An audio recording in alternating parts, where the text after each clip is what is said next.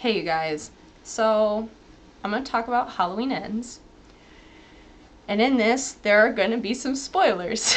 So, if you don't want spoilers, if you don't want to hear me go on about this film and some plot points within it, I would recommend not watching. Or if you want to watch, but watch the film and then come back.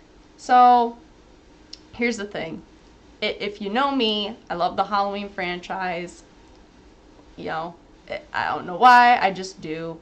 I've already rewatched a lot of the Halloween movies. Halloween, the OG one, Halloween 2018, H2O, and then we've got Halloween Resurrection, my guilty pleasure, Busta Rhymes. And this film, I think, was trying to continue what was a potential to continue on the franchise, which I still think there is that potential, and we'll get into that as I go through everything. But my issues are with this particular film, as I thought through it and kind of digested everything. There are, I think, good things that had potential, and they just weren't executed well or could have been done differently. And then there were things that I think either needed to be explained more, or just something within, like I said, that execution process, story, something. So, one gripe I have, you don't see Michael for a good halfway through the film. This film is an hour and 51 minutes. You don't see him for a good portion of that film, till halfway in. We focus on this new kid, Corey, and I think that would have been fine. That would have been fine for me. I see what they were trying to do. I have no connection to him. I feel they were hey, let's focus on this kid, give him backstory, center everything about him, and then, we'll bring Michael in. And to me, I was really 50-50 on this kid. Parts of him seemed good, parts of him seemed eh. And I don't know, to me, I feel they should have, mentioned him, had him earlier or something in one of the other films.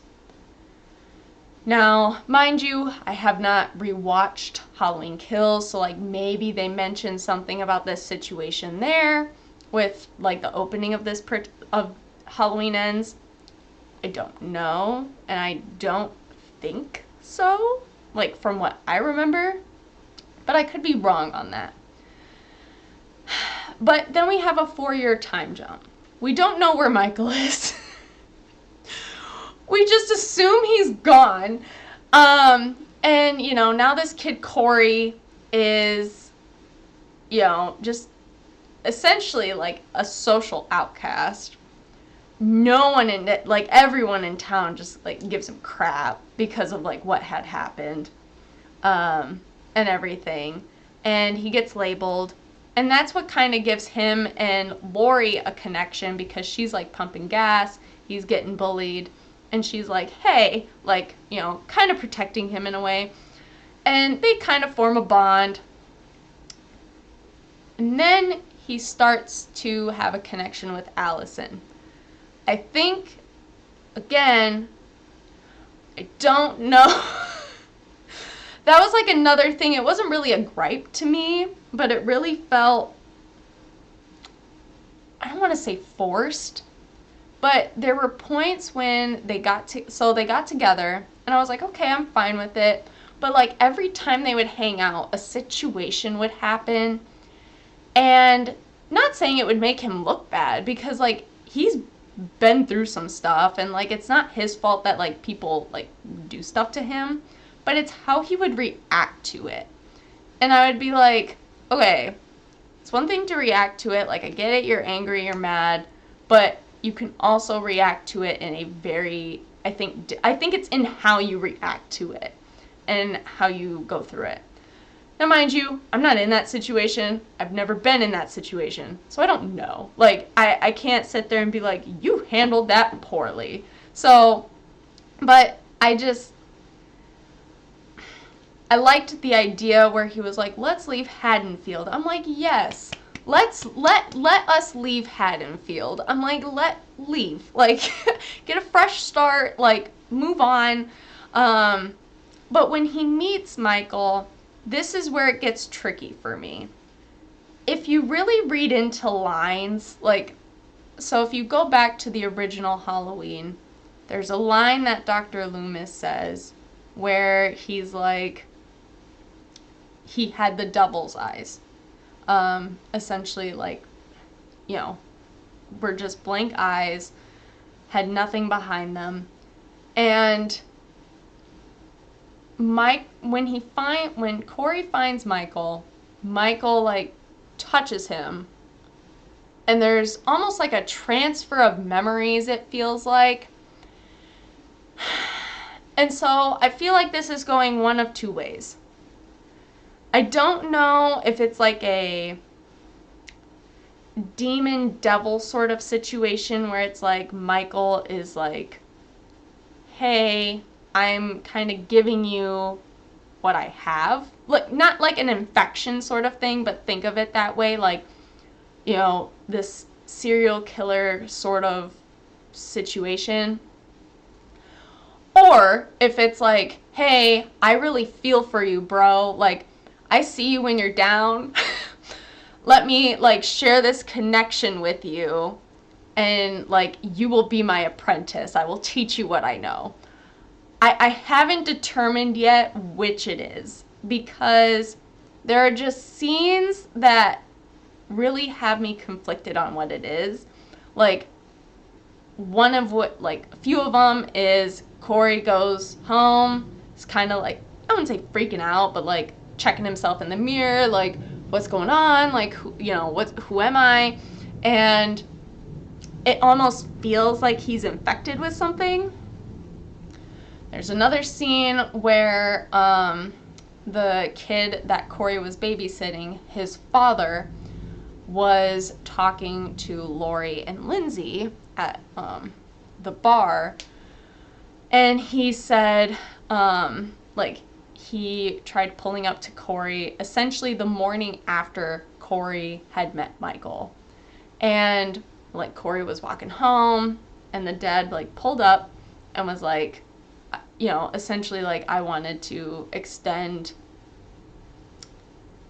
not necessarily an olive branch, but was like, we kind of got to put, like, everything to rest with what's going on. And when he looked at Corey, he was like, this wasn't the same kid I knew. Like, he had, like, just dark eyes. He had the look of a killer. And then there's just, like, different situations where, like, which this is more of like a buddy situation where Corey and Michael, like, Corey will either lure people to Michael and then Michael will kind of like finish the kill, or like, you know, at one point Michael and Corey like go out and kill. And when Michael first, I would say, starts killing again in this film, like, Michael's really weak. Like, he hasn't done anything in like 4 years. And so he's like, I wouldn't say getting back at it, but then like once he does, I feel like it's like a youthful rejuvenation sort of situation. And I don't know if that's just like part of the shtick or what. I think it is, but I have no idea. And it's also weird how at one point, like, Laurie, I think, is very suspicious then at that point of Corey, and the fact that Corey is dating Allison, and she's like, I don't like this situation. So she's like trying to put a stop to that. And he goes to, like, Corey and Michael end up fighting. And, like, Corey, like, I would say beats Michael, like, not to a pulp, not anything like that, just, like, is able to get him down and takes his mask. And I'm like, you know, like, I get Michael's old, and that's where, again, I'm like, I don't know if it's, like, the transfer of power thing, with what was going on earlier. I found that very strange, because I'm like, Michael, honey, I'm like, we've been through so many movies together, what's happening? And, I mean, he gets back up after Corey leaves, but I'm just like, boo, what? And it's really interesting because how Corey decides to go about this is, once he puts on the mask, he then goes after people that he, I would say, has a vendetta against, or has, like, said hurtful things about him. And I feel like that kind of tracks. Like, you know, you're not just hurting, I feel, innocent people, except one lady. There was one person where I'm like, okay, I don't think she did anything to you, so, but I guess if you want, whatever. Sorry, Teddy's here. But at one point, then he goes to Laurie's house. And I think that's what kind of made the film a tad better, is where Laurie and Corey kind of face off. But then, like, Allison comes back and she thinks, like, Laurie did something and she didn't. And I'm just like, what? You know, like, come on. Like, it's your like, come on. You know, that's the one thing I think I hated about Allison, like, half the time. And Michael comes back, because Corey, like, wakes up, of course, and he's like, you know, like, after this whole, like, thing that he did, like, trying to do a suicide. And Michael kills him and takes his mask back. At that point, I'm assuming Corey is dead, because Michael's like, no. Whether it is, like, the transfer of power thing, whether it's an apprenticeship, whatever, Michael was like, nah, I don't want you in my life. I don't want you taking my mantle. I don't want it. So, you know, bye. And then we get the face-off between Laurie and Michael.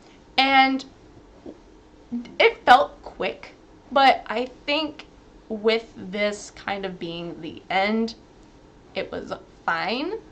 I do feel like there is a potential for more.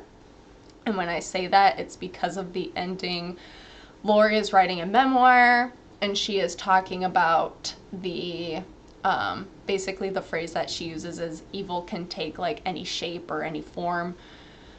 So I feel like that then leaves the possibility for more films, or, you know, continuing the franchise if they wanted. I think this could have been better. It just needed, I think, whether it was more explanation in places, more, I guess, of me caring about Corey, because I'm here to see Michael. I don't care about Corey.